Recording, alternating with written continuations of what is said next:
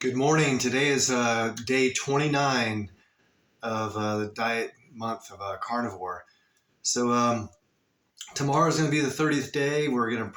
We took some measurements of our bodies the first day, and we're going to remeasure it, and we'll report back to you what we've done. Um, um, I have no idea what my measurements are. I feel like I'm a little bit less as far as especially my belly, but we'll see what happens. So yesterday had probably a pound and a half of prime rib, and that was a wonderful meal. Probably finished eating early afternoon, probably about 2 or 2:30 in the afternoon was my last meal. Didn't feel hungry at all last night. Went to bed relatively early because I get up pretty early. Got up this morning at about 4 o'clock. Practiced my guitar a little bit. Getting ready to go work out here in just a minute. So today's subject is about water. So this is a glass of water, one of my glasses of water this morning. Typically, what I'll do every morning, I'll eat some salt. I'll have it in my mouth. It dissolves, and then I'll have some water to back it up. So depending on who you're following or what your views are and all that. Water's, I wouldn't say controversial, but somewhat controversial. There's all sorts of water out there. There's bottled water, distilled water, spring water, tap water, reverse osmosis water, um, river water. Alkaline water. Um, who knows what else? Probably do a Google search and who knows what you'll come up with. Some people say, okay, you need to do this, run it through a vortex. Yeah, maybe so. Some people said, oh, you shouldn't drink distilled water or reverse osmosis water because there's no minerals in that. You need the minerals in your body. So, yeah, we need minerals in the body. But I'll tell you what I've done.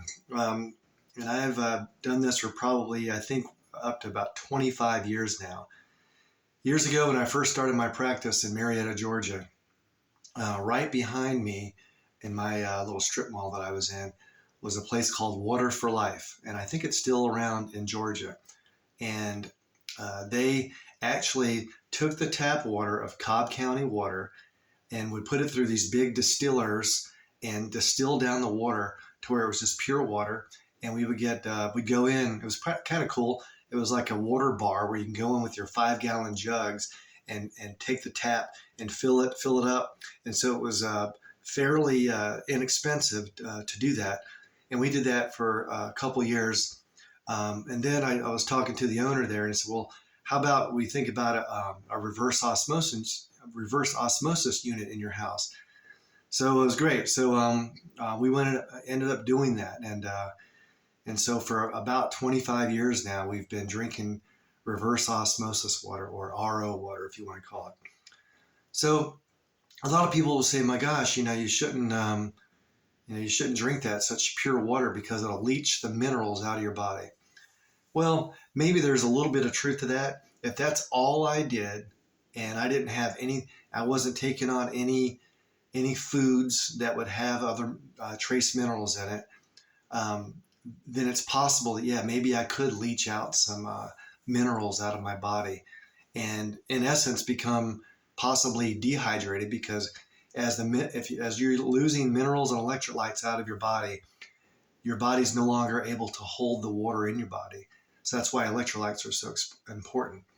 So, I guess in a perfect world, maybe not so perfect. But if we were living in the woods and we came across this beautiful spring, and we could go in there and get our water every day, that might be the best water on the planet.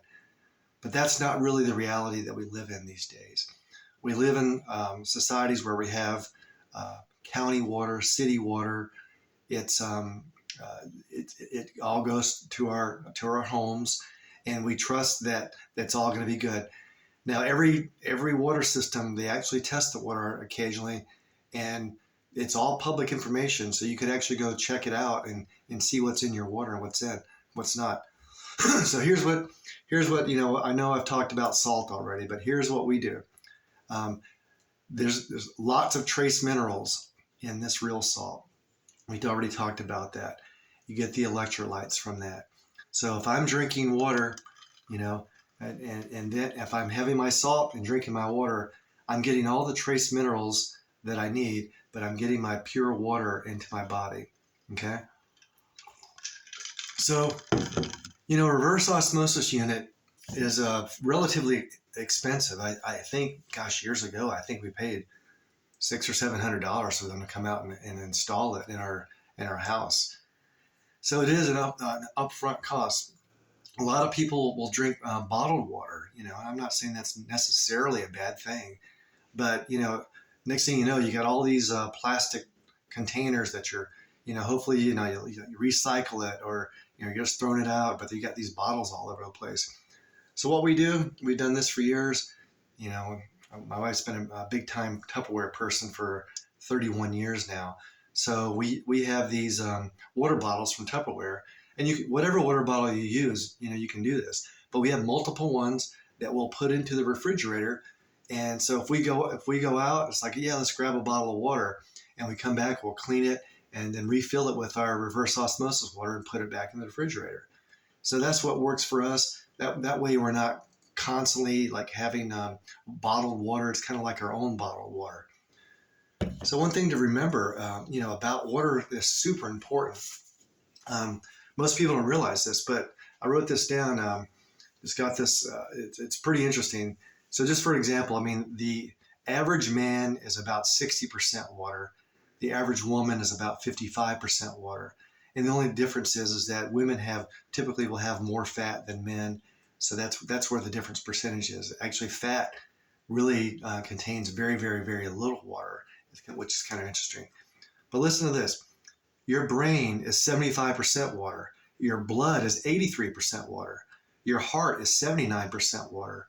Your bones, we think of bones as this dry stuff that's in there and your muscles attached to it. But your bones are 22% water. Your muscles are 75% water.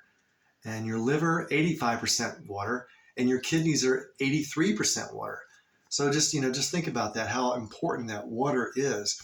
We talk about, you should drink some water because, we need to replenish it, because as we're breathing, we're expelling fluids, our moisture. Even at night, when we sleep, we breathe out so much moisture that in the morning we're actually even start the day off slightly dehydrated. So a couple of these in the morning for me, and then I'll take one of these to work, and throughout the day I'll probably drink this, and in mid-afternoon I'll probably fill this up at halfway. We have a filtered system at the office, and I'll fill this up halfway and drink that. So it's not like I'm drinking like 3 or 4 gallons of water or anything like that, but I'm having my salt, so I know that my cells are actually taking that water into itself. So one thing to remember is that if you've ever had to go to the hospital for anything, almost every time, what's the first thing that they do?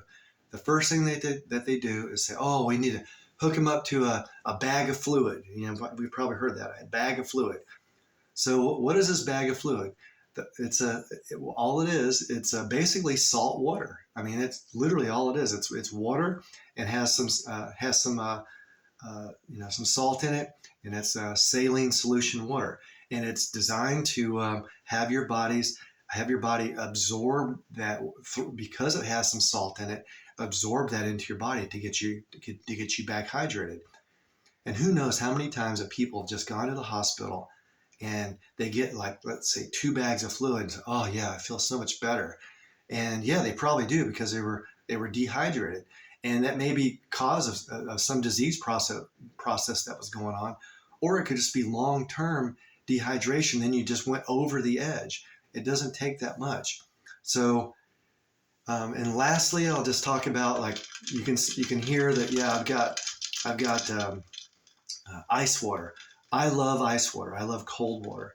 And some people will say, well, don't drink cold water because that's not our bodies, blah, blah, blah. I don't know what they say, but something to the effect that it's not good for your body. Well, I really don't think that. I love cold water. That makes me drink more water. And Some people will say actually there's like a thermic effect. Your body is taking on this cold water, and then your body will have to like actually create more energy to heat it up, and you're burning a few more calories. Maybe that's true, maybe it's not. But whatever it is, whether you drink cold water or whether you drink room temperature water, it probably doesn't really matter as long as you're getting it into your body on a daily basis and having some electrolytes with it, whether it's the real salt like I'm talking about or some other electrolyte source, and where you're not drinking all the other sweet stuff like Cokes and other drinks, even iced tea. These things have water in it. If you get the made iced tea. But anyway, so today, make sure you're having your salt, drinking your water, and stay hydrated. And we'll talk to you tomorrow.